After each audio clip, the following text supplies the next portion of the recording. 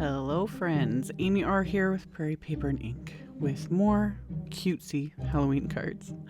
I am using Nuvo Glacier paste again. This is the color Pixie Wings, which I purchased forever ago. I don't even remember how long it's been. I haven't used it yet, as you can see. So I am peeling off. It comes sealed. And like I've mentioned in other videos, using specifically this paste, and I will have a playlist linked at the end of this video, but with this type of paste, so like the Glacier paste, glitter pastes are similar. They want to dry out quickly. Doesn't matter. The lids usually have like extra little foam inserts, different things like that. But even with that, the minute you remove like the full seal, these pastes are going to start drying out. So that's why I recommend press and seal, which I'll get to in a second. So I've got my paste. I have my stencil. This is the Scattered Stars stencil. It's one of my favorites. In fact, I've purchased more than one of these. Probably because I like misplaced it, thought I lost it, you know the song and dance. You go and order another one and then the original one pops up, just like everything. Anyway, I have my stencil. I've taped it onto just some black cardstock. And I'm just going to use a palette knife and apply the Glacier paste. With Glacier paste, use a light hand. You don't need to press really hard, and you don't want to press really hard because this paste has it's a very thin consistency. It's really hard to explain unless you've worked with different pastes and like the different consistencies. But this one I find with Glacier paste, if you press too hard, you can easily push the paste like right under the stencil and then you have blobs, So light hand, doesn't take much. It doesn't need to be applied very thick. In fact, if you apply it to basically the thickness of the stencil, it will dry quite quickly too.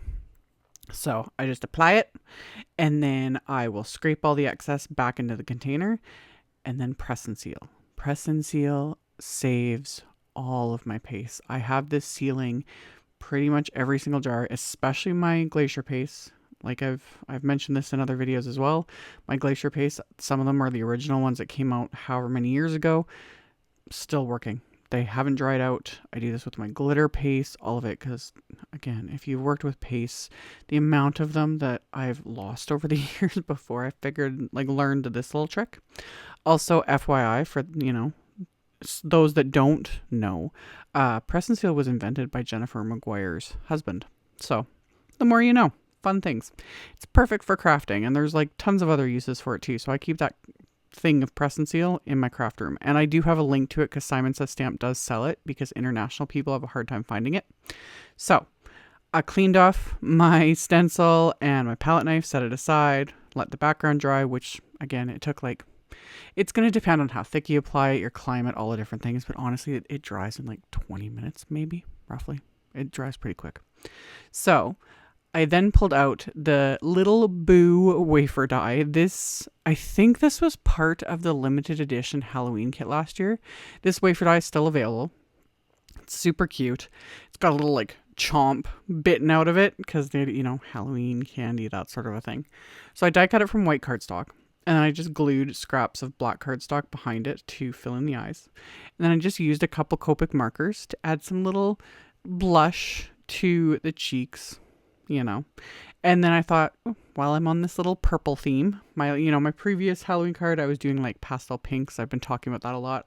There's something about pastel colors for Halloween that I just love. And you can go cutesy like this, but you can also go a little more spooky. Anyway, I took some lilac positively saturated ink and a blending brush and very lightly blended it around the edges of those ghosts, just very lightly. And then I took my guillotine trimmer and trimmed down this background. Just trimmed off the edges because there were little like bits and whatnot. So trim those down and then cut this apart because I have more than one card I can make from this. And then pattern paper. I know, I'm shocking. I hoard pattern paper now more than I ever use it. I had ordered this pack. This is Mysterial by Die Cuts with a View. Lovely. I didn't realize that it's a bunch of the papers were foiled. I threw it in my cart. I was like, ooh, it's cute. Usually I get pattern paper more for just inspiration. And even now, I'm only trimming off, just shaving off just a little bit to use. But that's what inspired the colors for this card. I was like, oh, I love the, again, the pastel purple, the kind of peachy orange color with the black. I was like, yes, this is so fun.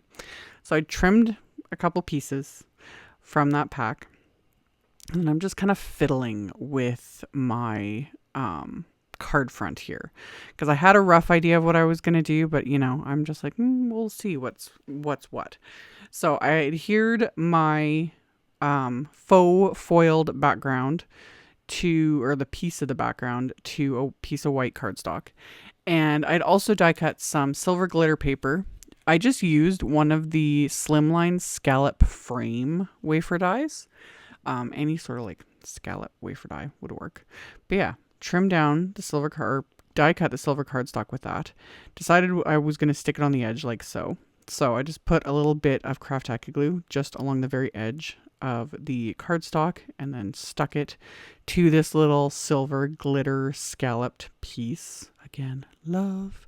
So the silver glitter, kind of inspired by the silver foil in that pattern paper. So I've got foil and faux foil with the Glacier paste, and then the pattern paper and the cute little ghosts. Yeah, it technically is almost sort of clean and simple in the end, this card, but this is, again, my version of clean and simple, which is multiple layers, glitter, Glacier paste, bling. So anyway, I adhered the pattern paper. I actually ripped the pattern papers along the bottom. Again, just a little extra texture. And then adhered those onto my little card front with TACKY glue. And then decided to further embellish my little ghosties just using a white gel pen. Just added a few little dots to the cheeks, and then decided to add some dots to the little body. It's hard to see on camera and in photos, but in real life you can see them. It's subtle. It's very subtle, but it's there. So I just used my Jelly Roll 10, my favorite white gel pen, to add these little dots, just cuz. So once I had those, I was kind of happy with that.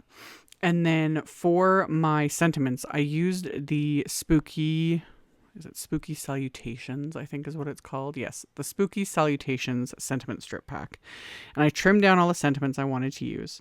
And then I used some, I think it's PIXIE. Yes, PIXIE ink and a blending brush, and just lightly blended that on a couple of them.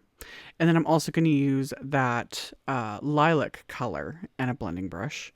And again, just a really light hand with these, because I didn't want it super intense. I was kind of going with that pastel look with the pattern paper. So just very lightly blended that onto these sentiment strips. And then I took that stencil again, the Scattered Star stencil. I took some Post-it tape, masked off the score line. So this is my card base, which will be a top folding A2 size card. And I masked off where the score line was, and then taped that stencil into place. And then very lightly blended some of that lilac ink. I'd pick up a little bit of the ink onto my blending brush, and then I just kind of wipe off the first bit on the scrap paper, and then lightly blended that over the stencil. So I've just got lighter areas and darker areas, and that'll be for the insides of these cards. So it just brings the little stars onto the inside. So after I did that, I adhere one of those sentiment strips onto the inside, which I'll show at the end. So that completes the insides of these cards. So after I did all that, I backed my card fronts with Simon's Big Mama foam tape. So gives it a little bit of dimension, but it doesn't create too much bulk. And then I purposely placed these on an angle, which for me, I always like to mention it because I am type A OCD. Things you need to line up. But putting things on an angle, it just makes things look a little different. Plus then you don't have to worry about things being perfectly lined up, So I placed those onto the card, and then the little characters, like the little ghosts and the 2 longer sentiment strips, I just used thin foam squares to pop those up to give those a little dimension as well. And then the little boo sentiments are from that same like spooky salutations pack. Those I just adhered with craft tacky glue. So I've got my sentiments adhered, my little ghosts adhered, and then of course I'm going to add just a little bit more bling. So I have some Trinity stamps, Captivating Cantaloupe. I love the names. I love them. Captivating Cantaloupe Baubles. So I'll adhere those into place with some craft tacky glue. Once those are adhered, these cards are complete. And then I pulled some like lilac colored envelopes from my stash. Those are the one thing I do not have a link for. Apologies.